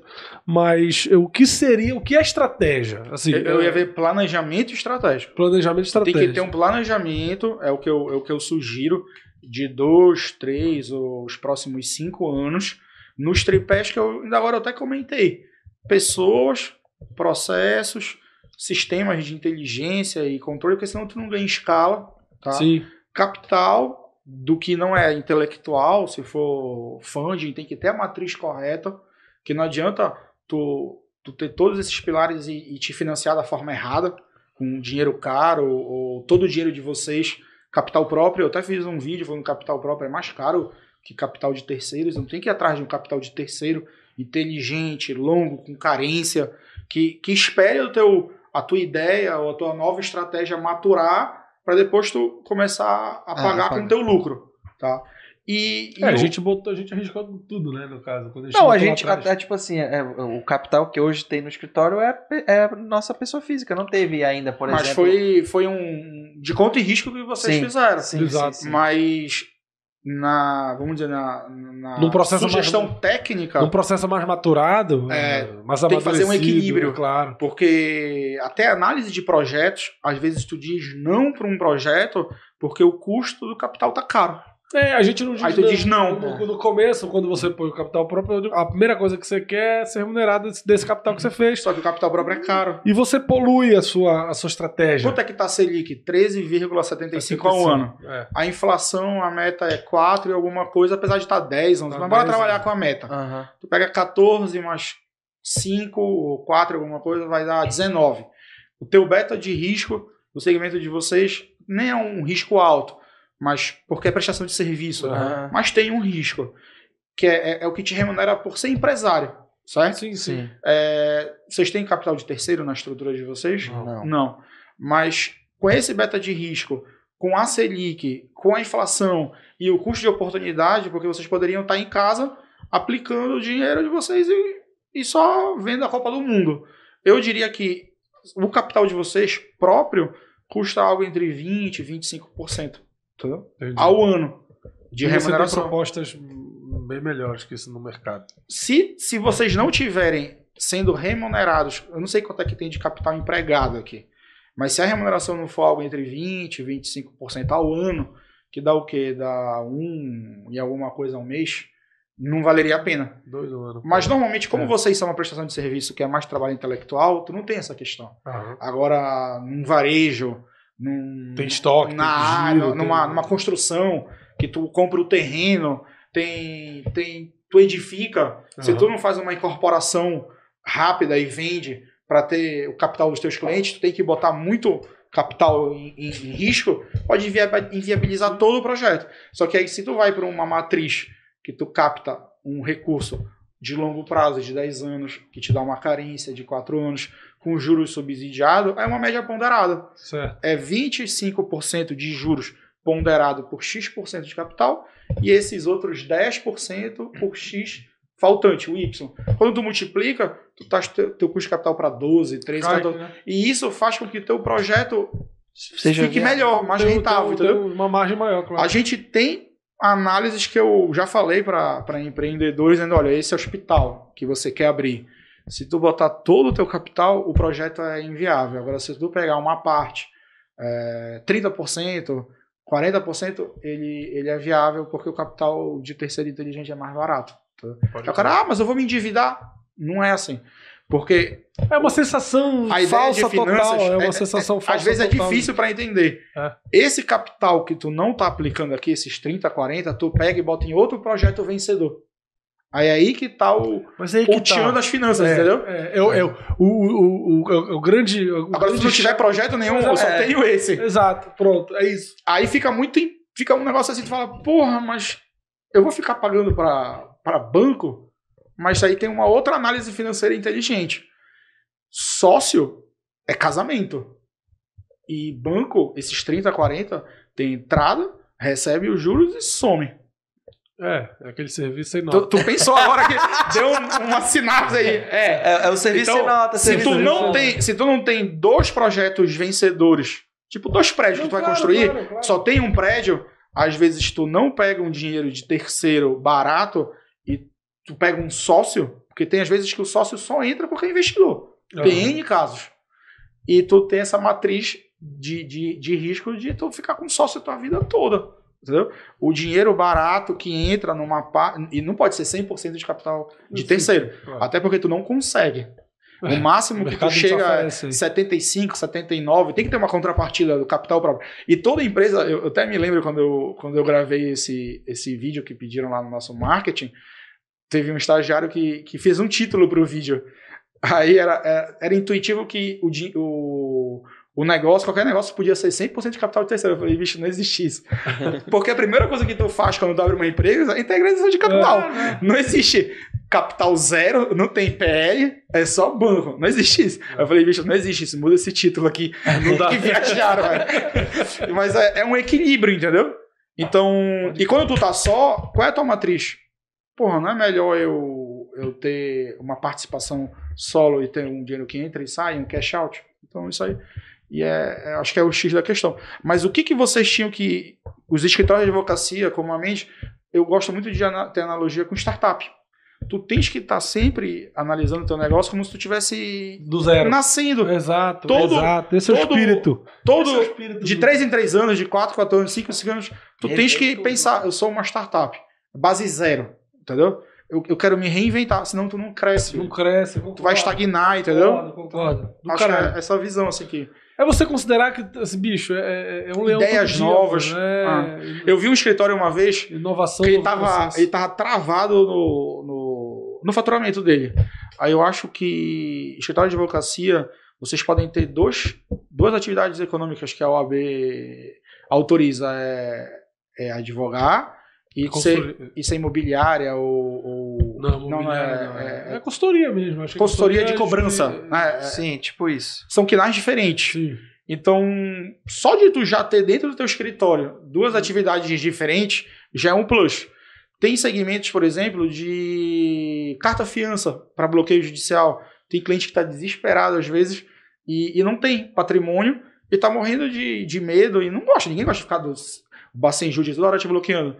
E tu pode ter dentro do teu escritório, não dentro, mas tu ter um outro negócio com um sócio diferente, ofertando isso para tua própria carteira. Tu pensar em soluções diferenciadas para o teu pool. Uma coisa que a gente estava analisando na mente. Eu tenho hoje 60 alguma coisa clientes. Todos eles têm conta de energia. Por que não fazer um hub de matriz solar, por exemplo? Isso é um projeto que a gente está engavetado, porque o capital ficou muito caro, subiu os juros e tudo, mas quando esses juros voltar, vai nascer. Porque eu tenho vários clientes... Está facilitando nesse caso. Estou facilitando o cliente. Ele não quer ir atrás de investimento, ele não quer investir, não quer ter dívida, mas ele quer locar energia. Loca 10, 15, 20% de desconto e o investimento vai estar sendo todo feito pela gente. Então isso são mindset que é no planejamento estratégico, entendeu? Que vocês pensam parando num evento, aí vem o conselho do escritório de advocacia, vê esses pilares, né, que eu falei para vocês, sistema, pessoas, ideia, estratégia, processos, capital, né? E o mais importante aqui é a ideia e a estratégia. Aonde eu estou atacando ficou muito... tá com muita concorrência, saturou. O que vocês estão fazendo aqui não é todo escritório que faz podcast. Vocês já estão pensando um pouco fora da caixa. Sim. Que é um pensamento lateral. Tem uma estratégia, certo? Assim, de fato. Tem escritório que eu li um tempo desses, lançou uma área de business dentro dele e tá meio híbrido, meio advisory jurídico, advisory... assim, tem que pensar no todo. Eu acho muito legal. Sem perder também no planejamento estratégico, vai ter um tripé. ESG, eu estou sendo social, eu estou tendo governança, eu estou preocupado com o meio ambiente. Lá na Mendes, a gente trouxe uma consultora, que é a Isabel, que ela tem essa formação em engenharia de produção e uma pós em ESG. E não precisa ser grande para ser social, preocupado com o meio ambiente e ter governança. Eu falei para ela, Isabel, dá um corre aqui dentro e vê o que a gente pode melhorar. Aí tinha um bebedouro pingando, ela me deu um parecer. Aí eu troquei o bebedouro, porque é desperdício de água. A gente estava tendo papel jogando no lixo, tem LGPD e ainda é meio ambiente. Eu comprei um triturador e semanalmente passa uma ONG lá e leva o papel para reciclagem. Então foram várias ações que a gente foi agindo que encaixou a gente, ação social, entendeu? Ação solidária. É tudo um planejamento estratégico. O que eu e o Caio fizemos? Aquela nossa reuniãozinha lá no meio do Covid, em abril, maio, e fizemos o nosso planejamento. Vocês que não são da área, tragam profissionais, entendeu? Legal. Para fazer. Não, os resultados, assim, você já tá falando você começou lá atrás, tá falando dos resultados disso, pô. É muito louco, é muito bacana ver. Sim. Os resultados ocorrendo. E tu tens que tangibilizar. Isso começa. Imagina se a gente tivesse feito uma promessa de cessão de cotas lá em 2019 para Maria Clara e para Débora, e até hoje elas não tivessem virado sócio. Qual era a mensagem que eu tava passando para todo mundo? Isso, tem que reverberar. Isso que tu falas, assim, doeu, né? Não é que doeu. Isso não é só no discurso. Não, eu tô falando assim, doeu mais em mim, porque é uma coisa que eu bato muito aqui dentro do escritório. Mas assim, o que eu ia falar é, nós advogados, nós temos, não sei se vaidade, eu não vou conseguir adjetivar o que é, mas é uma dificuldade muito grande, tipo assim, vem ser meu sócio. Porque, tipo assim, esse cara vai ser meu sócio, mas ele tem... Mas e se eu quiser tirar ele depois? Dá mais trabalho tirar um sócio do que tirar um associado. Então, assim, você vê... É mais fácil, dentro da estrutura da advocacia de um modo geral, você vê escritórios se desfazendo, você vê pessoas saindo do escritório para montar o seu escritório do que você... Viram concorrente do que você transformar aquela pessoa em sócia, ou tu olhou um parceiro teu e fazer uma fusão. É muito difícil isso no escritório da advocacia. Gustavo, quem é teu concorrente? Eu não sei se é difícil ou a estratégia não alinhou e assim não conseguiu ou vender. Se a gente de repente não tem estratégia. Eu já vou comentar essa tua dor que doeu, que na minha cabeça já pensou mais, mas eu vou falar antes dessa questão do concorrente. Perguntaram, Gustavo, quem é teu concorrente? Eu não tenho concorrente, eu tenho sócio. Porque o que eu enxergava, que eu mais admirava nesse meio era o Caio. É meu sócio. Aí eu vejo, por exemplo, as minhas sócias com potencial absurdo e alinhamento de valor. Porque quem é inteligente ou tem capacidade, tem um valor, mas não tem os mesmos valores que eu tenho, eu não vejo como um concorrente. É um outro serviço diferente do meu, entendeu? Mas é como se fosse mais próximo de alguém igual a mim, replicando a minha forma de trabalhar. Isso seria um concorrente teu? Eu enxergo assim, porque... Quem não tem teus valores, muito embora esteja valores, no mesmo postura, mesma forma de tratar... como eu te falei, quando o Caio teve o Theo, eu tive essa postura com ele e ele teve uma postura similar comigo antes. Então isso faz com que tu perenize no longo prazo. Sim. Porque eu vejo muito isso. A sociedade... Você cria um costume, cria um e isso está na origem, né? Vocês falaram, a gente se juntou, bora lá, tamo junto, vai. A gente não foi muito assim, tá? E um outro ponto que é a tua dor que tu falou, né? Pô, eu vou trazer o cara... Aí o que dá para fazer também, que a gente conversou sobre isso bem rapidamente no início. Tem N formas de associação e remuneração variável e reconhecimento, né? Porque querendo ou não é um mérito. E o que tu estás fazendo é desnivelando aquela diferença que tem quando tu fundou alguma coisa e alguém veio depois. Porque não é só o financeiro. É o nome na porta. A gente, quando assina o primeiro vesting, lá atrás, quando a Débora e a Maria Clara eram consultoras, elas já sabiam até o que elas tinham que fazer para ter o nome na porta. Elas sabem hoje. É o associado 10. E a gente não tem nenhum ego, nenhuma questão de o nome na porta é só meu. Inclusive, ficou 2 anos meio de gestão. Ficaram, Gustavo, tu vai colocar teu nome na porta? Eu falei, não, bicho, meu nome é muito ruim de falar. E meio de gestão é bacana. Eu falo até hoje, não, porque eu vou pra Mendes. Cria o apelido, né? Aí eu já escutei, vou pra Mendes Shack, eu vou pra Mendes Israque. É o professor que falava o teu nome na chamada. Mas eu não tenho esse ego. E o Caio não tem esse ego também. Só que foi uma hora que ele falou, Gustavo, tá na hora de botar teu nome aí e tal, não sei o que. Ele já me mandou arte pronta, eu já paguei, caramba, porque já vai fazer 2 anos. Você cria uma etapa a vencer também, assim, é mais um objetivo, entendeu? Assim, o apelido vai ser Mendes. E a minha esposa também conversando comigo, acho que até a Débora falou, ela me chama de pai, né, porque a Débora, a gente tem uma relação de mentoria, respeito, liderança. Ela tá desde o início na Mendes. Então ela era uma antes de mudar e hoje em dia ela é sócia. E querendo ou não, eu e o Caio, a gente desenvolveu muito ela e eu acabei ficando mais próxima dela. Ela não diz que que eu sou sócio dela, é o pai. Ela teve umas questões, uns problemas pessoais e tanto a gente como a gente se sentia como uma família. A gente ajudou como se fosse uma família. É uma família profissional, unida, né? É profissional. Não teve um happy hour ainda na Mendes até hoje. A gente não tem esse mindset de, fechou não sei o que, bora comemorar. Porque a minha mulher me ligando, eu e o Caio, a gente tem medo da mulher igualzinho. Até nisso a gente é igual. A gente tem esse mesmo mindset. Quem nunca também. A Vitória do Pazzo e a Maria Clara, elas têm aquele bar a casa, que é no Vila Container. Sim. Eu e o Caio, a gente nunca foi lá. Elas já deram negócio de cortesia. Cara, é porque até isso a gente é igual, cara. A gente é muito família e trabalha muito. Quando a gente não tá trabalhando, a gente tá com a família, entendeu?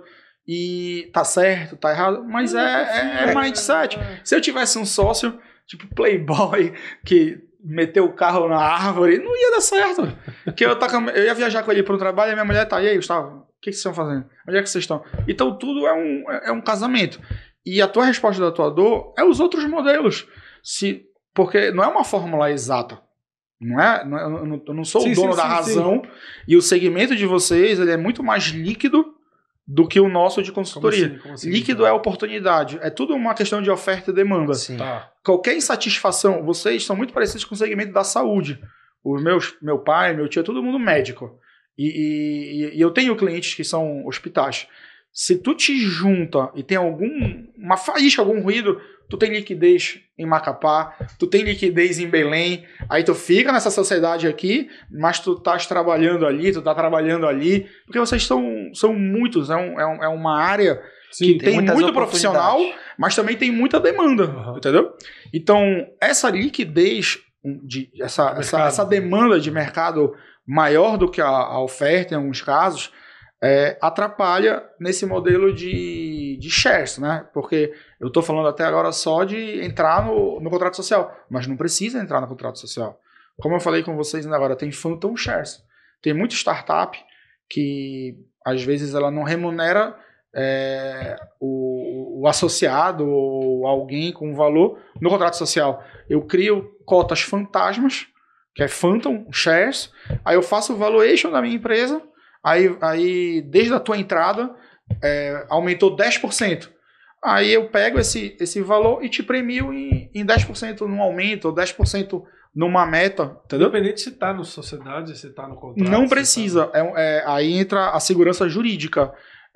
Contrato bem é um contrato de reconhecimento financeiro ou um pecúnio financeiro mediante um atingimento de metas que vai ter um gatilho. Qual é esse gatilho? Fazer um valuation dessa empresa e a minha ação fantasma, tipo, eu posso chamar de CJP Coin, cria uma moeda. Fantasma, não existe.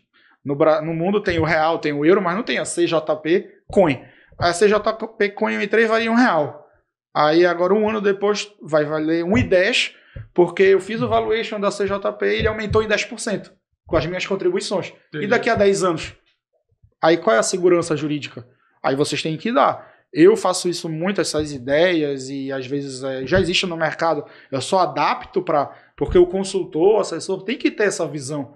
Eu não posso chegar aqui e dizer, é isso, tem que ser assim. Não. Tem N modelos, só que é só no planejamento estratégico que eu vejo vocês três, como vocês interagem, eu vou conversar com os táticos de vocês e eu vou ver como isso, como é que é a fórmula para ter o máximo sucesso possível. Sim, claro. Tá? Porque eu também falo sempre isso, são seres humanos. O ser humano, ele é complexo por si só.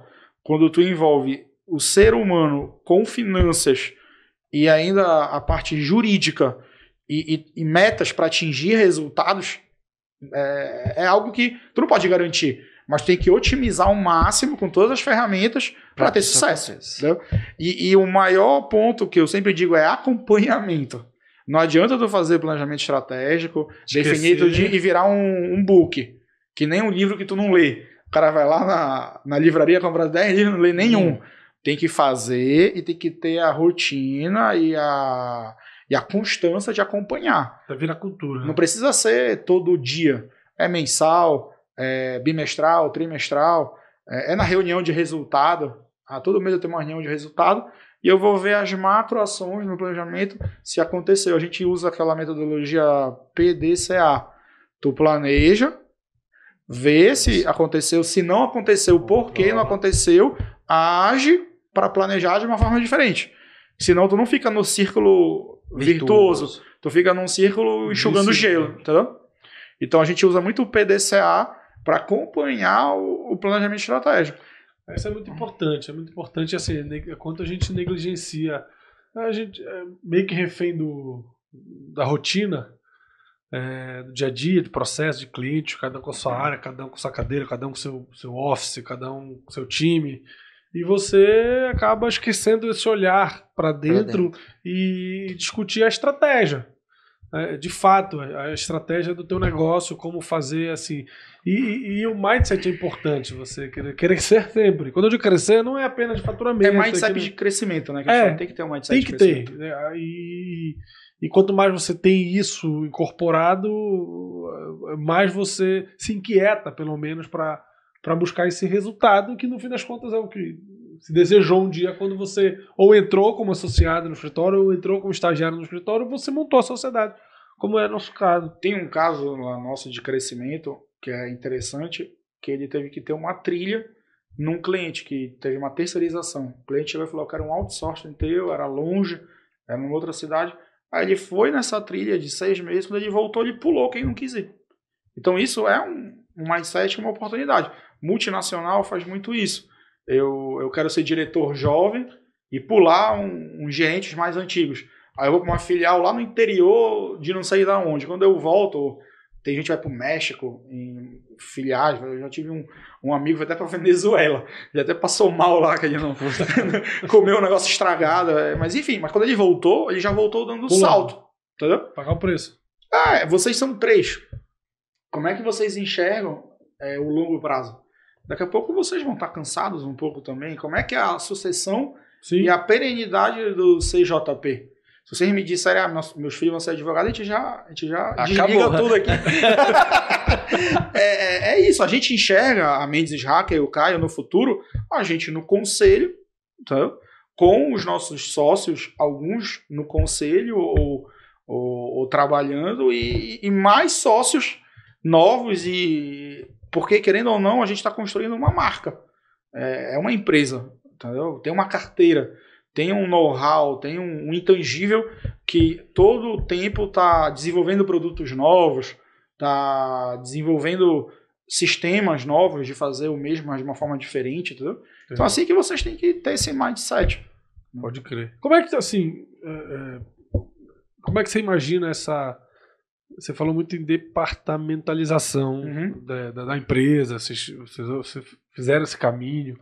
Como é que tu imagina isso, essa realidade toda, todo esse conhecimento, toda essa cultura que vocês acabaram criando e aplicando e emplacando na Mendes, por exemplo, não estou falando nem aqui, mas no escritório de advocacia, vocês têm clientes em escritório de advocacia, mas assim, é um pouco do... E assim, para escritório de advocacia, essa departamentalização funciona? Funciona. Tu entendeu? Porque assim... a departamentalização... Não só a departamentalização, mas eu estou dizendo Porque tem duas formas de departamentalizar. Essa logística interna. Tu departamentaliza as tuas atividades fins, que é o que a gente faz na Mendes. Tem os departamentos de como eu faturo, mas tem a departamentalização também das atividades meio. Do back-office. Eu sou o CFO, o diretor financeiro, administrativo financeiro. A Débora é a síndica. Ela cuida do facility, do onboard, do offboard, de colaboradores novos, consultores novos. A Roberta é marketing. Ela que é responsável pelo marketing da Mendes. Tá? O Caio, como eu falei, é a parte de operações técnica, de se os squads estão corretos, se está tendo feedback, se está tendo as reuniões. A gente, inclusive, vai ter uma reunião segunda-feira para a Maria Clara vai assumir expansão. A Vitória com o Luiz Fernando vão ter a parte de desenvolvimento dos talentos. Eles vão ficar... É como se fosse auditando o Caio. Porque o Caio desenvolve e está preocupado com a metodologia. Aí o Fernando e a Vitória vão ver se está acontecendo através de indicadores, entendeu? Isso é remunerado, essa departamento? Não, é para gerar valor. Tá. Isso é interno. Tá. Porque a gente poderia terceirizar ou contratar. A gente não tem secretária. É um modelo um pouco enxuto. Custo mínimo. A cultura é essa. O consultor recebe o cliente, tem que comprar alguma coisa, aí é a síndica com o financeiro. A gente mesmo usou poucas... Formaliza parte das nossas horas, tudo formal. Tudo formal, não, quando eu digo formalizar no papel. Os processos. Tem os POPs. Tem os POPs todos. E aí o conselho depois julga, avalia, decide a parte... se a coisa tá andando ou não tá andando. No financeiro, não tem POP porque sou eu com o CSC que já tem os POPs deles. Tá. Agora, nesse onboard, offboard, tem POP. Um estagiário novo. Como é que é a integração? Tem que receber a chave, tem que abrir o e-mail, tem que dar acesso à pasta.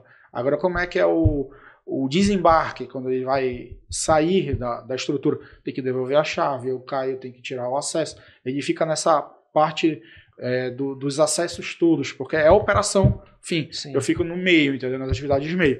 Aí a gente departamentalizou a Mendes de uma forma interna para ter sensação de homogeneidade. Ninguém está trabalhando mais que o outro e as cadeiras rodam. É um mandato de 2 a 3 anos podendo se reeleger. Só que o Caio falou que ele nunca mais quer o financeiro de volta. Que ele tá feliz. Não tem limite de reeleição. E eu tenho um negócio que... Todos os negócios que eu tenho, eu gosto de ficar no financeiro. Eu não consigo dormir. Que é que eu te falei, acho que é medo de quem quebrou. Eu tenho que ficar olhando se tem dinheiro na conta. Eu sou o cara lá, o maestro do capital de giro. Vai ter que fazer tal coisa, aí eu diminuo um pouco a antecipação de lucro e dividendo e vou aumentando o meu capital de giro. Eu tenho essas manias. Entendi. Mas eu também nunca vou ser contra... propõe, você é o cara que analisa, fica vendo, antes de dormir deve vir aquelas planilhas rodeando e tal. Aí, vem o insight, aí tu joga pro conselho a decisão. Olha, isso. Vou precisar. E na atividade fim, que aí é vocês no caso, acontece a departamentalização das áreas aí. Por exemplo, num escritório não tinha controller jurídico. A gente criou a controladoria jurídica, porque tu estava fazendo a controladoria da tua área civil, ele trabalhista e o outro ambiental. Aí veio uma área tática que serve todo mundo e a inteligência, é dado. Agora adianta a controladoria jurídica tá toda no Excel, Porque tu mais perde tempo fazendo os dados do que analisando os dados. Aí implanta o sistema. Mas qual o sistema? Toda a área dos clientes, a gente já tem um sistema que a gente premiou. Tipo, se o segmento é alimentos e bebidas, é o Colibri. Se é uma empresa que não tem sistema, a gente usa o Omie. Entendi. Não, porque a gente se tornou especialista nisso. Entendi. O Omie a gente tem aqui. Os nossos consultores, eles sabem todos os processos, sabem as ferramentas, entendeu? Se é imobiliária, se é algo que tem constância de PTU, condomínio, é o Superlógica. E se é jurídico, a gente usa o Sage com o Law Vision. Não sei se vocês já ouviram falar. Já. O Law Vision é um plugin que tu coloca no Sage que vira um BI de outro mundo, assim. Tem todos os dashboards que tu possas imaginar, gráficos, mapa de calor. Hoje é uma grande dificuldade. Só que o Sage tem que estar setupeado correto. Não pode ter o cliente em Bragança, aí o cara com preguiça bota todos. Aí Belém e outros. Senão tu não vai ter um mapa de calor por zona. Tem que ter uma auditoria do sistema para tu poder ver. É uma dificuldade que eu vejo nos sistemas, de um modo geral, jurídico. A gente já teve 3 aqui no escritório. É justamente o relatório de gestão, os relatórios. A parte de processo é maravilhoso, mas eles não fazem o link com a gestão e tu fazer alimentação. Para engenharia é Singe. Então a gente tem várias construtoras e incorporadoras Cada negócio tem um sistema específico. E quem não tem BI, aí é Power BI da Microsoft. Quando eu saí lá do escritório, estava tendo um workshop sobre Power BI. Porque 2, 3 pessoas se desenvolveram muito e estavam compartilhando conhecimento com todos, entendeu? Tá que pariu. É muito assim... tem muita coisa pra Mas eu até me emociono quando eu vejo isso. Um estagiário e um trainee compartilhando o conhecimento. Por quê? Num ambiente de concorrência louca, se fosse isso que a gente transparecesse os nossos valores, ele ia guardar aquilo para ele. Porra, não preciso passar para ninguém porque eu vou ser insubstituível e tal. Só que no modelo de desenvolvimento dele, por isso que eu te falo, a estratégia tem o quali. Então ele está se desenvolvendo compartilhando. Uhum. Aí isso partiu deles, não partiu da gente. Só que tem que ter a estratégia correta. É sinal de que a cultura está sendo bem implantada. É uma forma a estratégia é mais fácil, com uma estratégia bem definida, é mais fácil de fazer a cultura. Claro. Agora, mudar a cultura é mais difícil. Você só pode fazer a cultura com estratégia. Assim, Agora, às vezes, tu tem uma cultura ruim, viciada. Aí tu quer mudar através de uma estratégia nova, é muito mais trabalhoso, difícil. Só que aí acaba sendo o quê? Tem que mudar as pessoas aos poucos. Acostumado com a bagunça, assim, de certa Mas forma. Quem tem o mindset da bagunça, que é desacordo com a estratégia nova, tu vai tendo que ver quem é essa maçã aqui, não é podre, mas ela tá verde, essa aqui é vermelha. Aí, olha, aos poucos, ou quando tu vai apertando para a cultura nova, a própria maçã verde vai saindo. Vai pedindo licença. Foi um pouco o que aconteceu na mente, quando a gente mudou o mindset, mudou a estratégia. Pessoas que não estavam alinhadas, elas foram saindo. Cara, mindset, as palavras-chave aqui dessa conversa. Mindset. Que tem um livro que eu indico todo mundo ler, que é o livro Mindset. Cara, é sensacional.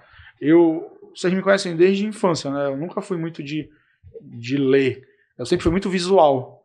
Mas esse livro eu li. Então, eu falo, quando eu leio todo o livro... Sinal que porque eu sou um pouco hiperativo. Então, eu me perco um pouco quando não chama atenção. E eu comprei a história do fundador da Pague Menos. É desse tamanho o livro. Porra, do caralho, do Deusdedit Queiroz. Que o sonho dele era fazer IPO, né? Aí ele fez a IPO depois de ter escrito o livro. É desse tamanho o livro dele. Esse que eu te falei do Gestão de Alta Performance, do Peter Drucker. Do cacete. Peter Decker, não lembro de coisa. Porque a gestão não é para consultoria, é para empreendedor. Vocês podem ler e implantar a ferramenta da gestão de alta performance aqui. Eu tava falando assim, nós temos várias palavras-chave que podem resumir esse episódio. Assim, eu vou falar assim, eu recebi uma pancada, eu fui golpeado aqui várias vezes pelo Gustavo, assim, de coisas que... Qual foi a vez que eu olhei pro Yuri e fez assim? Aquela hora do custo de capital. Eu falei assim, putz, cara, assim, muita coisa que você falou, eu vejo assim, porra, mindset, palavra, estratégia, cultura, são coisas assim, primeiro, não é fácil. Você não tá viciado, são anos de negócio, onde você tá dentro com um negócio, você quer crescer, mas pô, você acha que é fácil, não é. É trabalhoso, precisa de uma dedicação para esse olhar interno ao teu negócio. Não é só faturar. Não é só faturar, não é só advogar, não é só captar, mas você tem um olhar. Isso tudo faz parte do teu processo interno, mas o teu processo interno é muito maior do que isso. É o que o Gustavo falou no início da fala dele. O financeiro não é o objetivo em si. Não é o propósito. Não é o propósito, é a consequência. É a consequência do que tu vai construir aqui, desse mindset, dessa cultura. E aí todo mundo tá nessa cultura, a consequência disso é o retorno financeiro. E o que é legal, isso aí a gente tem... Vocês devem fazer muito cross, né? A gente já tá no 5º delta de partnership na Mendes. Cada semestre é um ciclo. A gente já vai fazer 3 anos, a gente tá indo pro 6º. Todo o delta de compartilhar, eu e o Caio a gente anda um pouco para trás. Porque eu tô beneficiando a entrega de quem entregou nos meses que a gente veio engordando. Aí no mês 1 do próximo ciclo, eu compartilhei, então a gente andou para trás. Não teve um ciclo que essa andada para trás não foi 2 andadas para frente, entendeu? Porque gera valor. Exato. Entendeu? Tu pensa, pô, eu vou perder percentual. Eu tô com 5 reais. Não é percentual, é no bolso mesmo. Eu tô tirando 5 reais todo mês, somando tudo. Aí eu vou pra 4,80 se eu ficar no mesmo lugar. Porque eu compartilhei. Só que aí quando chega no final do ciclo, na média, a gente não ganhou mais 5. A gente ganhou 5,60, 6. A gente compartilha. Só que tu não pode ter uma ambição que te segue, entendeu? Porque, querendo ou não, é investimento. Eu leio muito, li, né, quando eu fiz a minha especialização, o Damodaran, dizem que ele é o pai do valuation. Ele é um professor indiano que leciona na Universidade de Nova York. Todos os betas que tu usa, beta de risco, para calcular o custo de capital dos modelos de valuation, usa-se muito na academia e nas operações os betas dele, porque ele é um estatístico. Ele fica olhando todas as bolsas do mundo e como é que é o beta de risco? Para eu dizer que o segmento de construção tem um risco tal, ele vê todas as ações do mundo inteiro do segmento de construção, a variância delas, ele calcula o VaR desse risco, a variância do risco e calcula o beta. Então, tem um livro dele... Só com isso. E o que eu admiro muito ele? É aberto. Ele tem um site que tu consulta e é aberto. Aí ele fala que conhecimento é para compartilhar. Agora, para tu ter o Damodaran, é caro para falar algo, entendeu? E eu acho muito bacana uma frase dele que eu uso, que todo crescimento requer reinvestimento. Não existe crescimento constante sem reinvestimento. Só se for algo ilícito, um segmento que não tem concorrência, não tem essa mudança que a gente passa, né? Querendo ou não, hoje a gente nasceu em 1985, 87, 84 e era outro mundo. Se tu não te reinventa, tu não prospera. E tá mudando mais rápido do que... E tu não cresce sem reinvestimento. Aí reinvestimento em quê? Em pessoas, reinvestimento em estrutura, reinvestimento em sistemas, reinvestimento... Aí cada um tem o seu... E onde tu vai definir isso? No teu planejamento estratégico. Acho que mais uma pancada aqui. Você tomou aqui. Essa frase até me arrepio. Todo crescimento requer reinvestimento. É foda isso. É profundo. Vai ter um corte bacana pra falar desse... Vai fazer um corte do podcast só com essa frase assim. Não, mas Mas não vai dizer que é Gustavo já, que é extra da Modaran. Não vai botar meu nome embaixo. Quem vai ver lá na Índia, lá em Nova York, vai processar a gente. Cara, mas assim, claro, olhando pro nosso, porque a nossa vivência, em várias coisas doeu, assim, de ouvir, falar, putz, faz sentido, pô, isso encaixa, isso tá certo, isso é muito bacana. E não esqueça aquilo que eu falei, que é pra vida, e eu não tinha esse mindset que vocês se lembram quando eu era antes dos meus 20, 21, e depois dos meus 20 e 21. Eu me tornei uma pessoa mais austera, austeridade, Pô, dinheiro não aceita desaforo. Então, tu tens que ter as tuas finanças pessoais organizadas. Pô, o meu mindset é diferente. Se eu comprei uma BMW, tô cheio de carnê e eu vou compartilhar para crescer. Aí minha remuneração vai de 5 para 4,50, eu vou dizer, não, pô, minha mulher vai brincar comigo em casa, eu vou morar debaixo da ponte. Porque tu estás trabalhando pro dinheiro. Tu não tá fazendo o dinheiro trabalhar para ti. Então tu tens que fazer o dinheiro trabalhar para ti. Porque o teu mindset é só pagar conta. Eu tenho um relógio, eu quero ter 2. Ou eu quero ter um relógio melhor do que o meu cunhado tem, porque eu não... É uma questão de mindset. De educação também financeira, entendeu? Finanças pessoais. Eu brinco sempre, eu tenho um amigo, que eu não vou falar o nome, ele tem 10 óculos. Eu falo, bicho, quantos olhos tu tem, bicho? E ele não usa nenhum. Eu acabo, sabe, eu vejo ele sempre sem óculos escuros. Falei, bicho, vende. Aí me escutou numa época, um monte de relógio, aí ele fez botou tudo no LX, vendeu. Só que ele tem essa compulsividade. Eu não sou assim. Eu tenho no máximo 1, 2 relógios, 1, 2, agora quebrou. Um óculos meu, a lente vitrificou por causa de frio. Aí eu comprei um outro. Mas não é o que, tá na moda, porque é o mais caro. Não, é o que eu gostei, bicho. Que eu gostei. Não, você tem que ter esse autocontrole e isso é... Porque dinheiro não aceita desaforo. Outra frase, e isso é um grande problema dos advogados. Advogado. A imagem, né? A gente é advogado Advogado, primeiro, ele é sozinho, e aí ele acaba misturando CPF com CNPJ, aí ele vê os outros advogados usando não sei o que, ele vai... Aquele cintinho da Gucci. Da Gucci, exatamente. E aí, assim... Eu não compro nem com a mão na cabeça. Ele começa... libanês, pô. Ele começa a misturar CNPJ com CPF, desculpa aí se alguém tem um É que é um monte de advogado, né? Porra, eu vou ficar puto comigo. Vai perder os seguidores aqui. Corta isso. Sentido da Gucci é muito advogado. Chama muita atenção, é muita característica. Olha, eu tenho vários advogados que eu sou um contratante de advogado.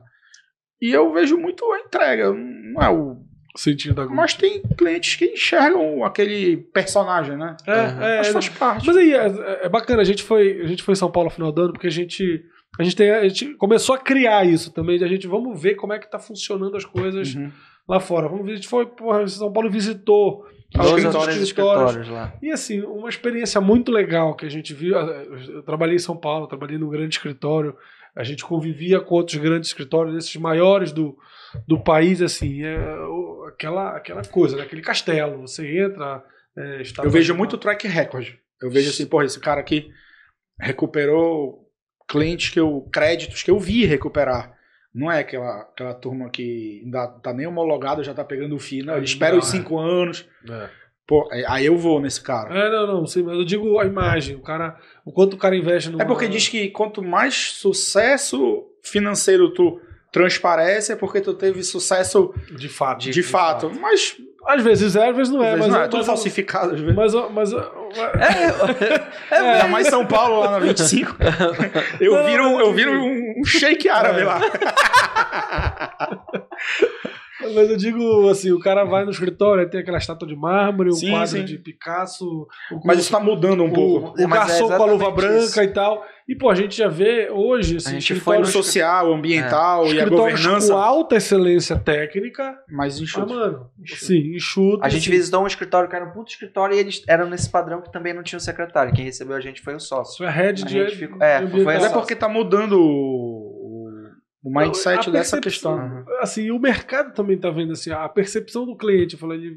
Ela falou uma coisa... O que eu sou contra é o que eu falei pra vocês. Não sou contra essa questão de criar o personagem. Só que o personagem não pode atrapalhar a tua estratégia. Não, sim. Porque tem os personagens que eles se alavancam. Tem que ter um carro, não sei o quê. Aí tu caga ou tu atrapalha toda a tua estratégia porque tu estás vivendo em prol daquele personagem. Não, mas é muito legal porque a cultura antiga, pelo menos, ou o tradicional, vamos colocar assim, da advocacia é essa, de você aparentar ser o que não é, o que gostaria de ser, pelo menos. Vocês sabem a minha origem, né? A minha família, a gente não gosta de transparecer o que tem. Eu tenho tios, são super discretos, são empresários de sucesso e tudo. É pelo contrário. A gente acho que nem sabe o que a gente tem. Porque quando a gente conquista não é pra mostrar. É pra ter, pô. É pra perenizar. É pra eu ter os meus sucessores bem, eu poupar, entendeu? Enfim. Não, sim. Mas é muito engraçado essa mudança, assim. A gente, quando montou o escritório, a gente falou assim, não, vamos... Teoria do modelo do custo mínimo. A gente aplicou sem saber eu e o Caio, a gente tá num escritório que vai bater uns 30 colaboradores, já ficando apertado. Sim, a necessidade tá... Mas outras pessoas, por que tu não vai pro prédio tal? Eu ia triplicar, aí eu seguro. Aí eu venho pra cá eu fiz rodízio. Eu fiz rodízio de uso do escritório. Então tem squads que é segunda, quarta e sexta, tem squads que é terça e quinta, aí fica em home office, usa a estrutura. O cliente, o que ele quer? O cliente quer ver o consultor. Não, mas quer ver a tua presença. Ninguém gosta de Phantom consultor. Então, é o cliente que veio na empresa lá. Então a gente fica perto do cliente e só usa o escritório para se concentrar. E se possível, porque o nosso mindset é de estrutura enxuta. Eu poderia muito bem ter ido para sem citar nomes, mas prédios que o aluguel é o triplo, quádruplo, entendeu? Mas é tudo com calma. Por quê? Para não atrapalhar a estratégia. Vamos lá, acho que entregou muito além do que eu esperava nesse bate-papo. É um prazer. Mas assim, aquela migalhazinha pra quem tá ouvindo, advogado e tal, assim, primeira coisa que tu sugeres, assim, pra um advogado que viu esse bate-papo, que assistiu aqui, ficou com uma série de dúvidas não, mas insights bacanas. Inquietações, né? Inquietações, porque eu fiquei, assim, o que você acha? A primeira coisa, assim, olha, cara, para e faz tal coisa, te sugiro fazer uma coisa meio universal. Se não... Olha, eu não tenho orçamento, eu não tenho esse viés de consultoria. Tenta assistir no YouTube ou ler livros sobre planejamento, estratégia, mas o que eu sempre sugiro, foca na atividade fim. Até por isso que os escritórios que a gente já fez consultoria e estão com a gente até hoje, eu atuo na estratégia e na atividade meio. Entendi. Ele terceirizou... Tudo que ele não quer fazer, foca só no... Tu não quer estar preocupado se estão cobrando os seus clientes, estão faturando nota, se o boleto chegou. Sim. Terceiriza. Aí ele foca o quê? No atendimento, nas audiências, entendeu? E tem também essa questão, quando o escritório cresce muito, tem a questão comportamental, relacionamento, reconhecimento.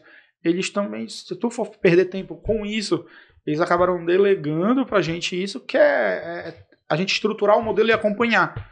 E escutar, tem um pouco essa relação de capital humano, né? Que é difícil. Só que escritórios muito grandes têm uma área de capital humano fazendo RH. Então, eu também sugeriria isso, mas sempre com austeridade. Eu tenho orçamento para isso? Não tenho. Então, eu vou tentar fazer com que eu tenha o melhor possível. Agora, eu tenho orçamento? Ou eu vou terceirizar, ou eu vou contratar alguém para desenvolver, porque tu colhe frutos, entendeu? Entendi. E a gente tem exemplos tangíveis disso, que tu tem mais controle. Até porque vocês são 3 sócios. Eu não sei quem faz o financeiro ou quem é responsável, mas às vezes tu botando com um terceiro, tu fica até mais tranquilo e tu vê os relatórios só, tu tem controladoria, entendeu? Entendi. Pode crer. Foco na atividade fim, né? Isso. Tá. Pode crer. Acho que entregou, né? Porra. E assim, eu me coloco à disposição, se através da divulgação tiver dúvida, quiserem me chamar novamente pra gente conversar sobre as dúvidas que surjam. A gente vai botar aqui o teu... teu nome, teu Instagram e tal, o contato da Mendes também. Olha, eu tenho parceiros contadores que a gente indica cliente, eles indicam clientes pra gente. Aí um contador parceiro me indicou uma MEI, um empresário MEI. Ele até falou, Gustavo, tu queres atender? Porque, inclusive, o valor é muito baixo da contabilidade. Ele reclamou, eu falei, não, me passa. Eu fiz uma mentoria gratuita para ele, assim, porque eu tenho muito esse propósito de compartilhar. Na terça-feira, que eu estava lá no Aldeia, no evento, eu falei dessa questão das finanças pessoais. Eu tenho um Excel meu de controle de finanças pessoais que eu falei no evento. Aí teve demanda de, eu queria o Excel, eu peguei o Excel e fiz um template padrão. E joguei na rede, entendeu? Porque ele controla quantos a pagar, quantos a receber e o patrimonial. E eu tenho 12 abas desde quando eu quebrei. Todo mês, desde 2004. Eu acompanho desde esse mês, que eu me lembro, todas as minhas entradas, tem que sobrar com as saídas, e eu acompanho o meu patrimônio. Tipo, se eu tô líquido ou negativo, entendeu? Aí eu compartilho, eu não tenho questão, porque o propósito não é... eu não tô aqui para conseguir cliente, eu não tô aqui para vender consultoria, eu tô aqui com vocês porque é um pedido de amigos meus de infância, e eu sabia que era uma oportunidade de te trocar conhecimento, pô. Pra gente foi, porra... Show de bola. Gustavo foi, pra mim fantástico. foi... A gente se encontrou lá no aeroporto, voltando das férias. Eu vou dormir queimando neurônio, assim. Me manda zap. Uma pena que o Thiago não participa, nunca mais eu falei com ele. Não, é porque o Thiago, ele fica em outra... Tá. E aí o espaço aqui também não dá pra todo mundo. Eu até falei pra ele, pro Instagram, que ele me perguntou o que era aquilo que eu tava participando, do Aldeia. Vocês peguem, vocês três, cara, se inscrevam, é um negócio bacana. Não, eu vi a postagem. O valor do investimento, da mensalidade, é proporcional a tu comprar o livro. E vem o Marcelo, ele faz muito isso pelo desenvolvimento, pela troca entre os empreendedores. Porque ele ainda faz podcast, ele grava quem tem dificuldade de ler, tem o livro comentado, ele é um puta debatedor, eu gosto bastante do Marcelo. Mas eu não conhecia, na verdade, quando eu vi a tua postagem. Ele é conselheiro de algumas empresas que veem um valor nessa forma dele, porque ele é muito bom em gestão até de estratégias voltadas com PDCA, de tu rever as tuas ações e tal. Ele é um cara muito bacana. Show de bola, show de bola. Gustavo, obrigado por ter aceito aí o nosso convite. Acho que junto. Pô, quem ouviu aqui vai sair com uma série de insights e inquietações para pensar no seu negócio, pensar nos seus processos e buscar crescer, buscar se desenvolver, buscar compartilhar, buscar formar essa família profissional para o teu negócio perenizar, o negócio, seja escritório de advocacia ou não. Acho que essa aqui serve para todos os empreendedores. É muito legal. E quem quiser conhecer melhor, assim, entender como funciona, vai estar o nome aqui do Gustavo para seguir. A Mendes, fica à vontade. Vocês estão compartilhando também agora um monte de conteúdo, tá bem bacana. E, cara, segue lá que vai com certeza vai mudar muita coisa, muito conteúdo bacana. E esse tripé do marketing foi nessa linha de estratégia, porque a gente primeiro tentou marketing interno, depois a gente tentou... A gente fez também. Até chegar no que tá funcionando agora. Até chegar aqui foi doído também. Pra gente foi... Mas tudo na estratégia, tu vai até nunca desistir. Exato. Só vai te adaptando, mudando, entendeu? Porque, olha, eu preciso disso. Exato.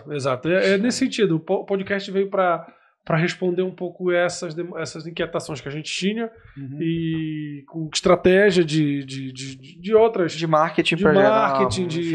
E também de compartilhamento. Essa noção de compartilhar. A gente tem experiências internas que a gente compartilha aqui dentro. A gente podia...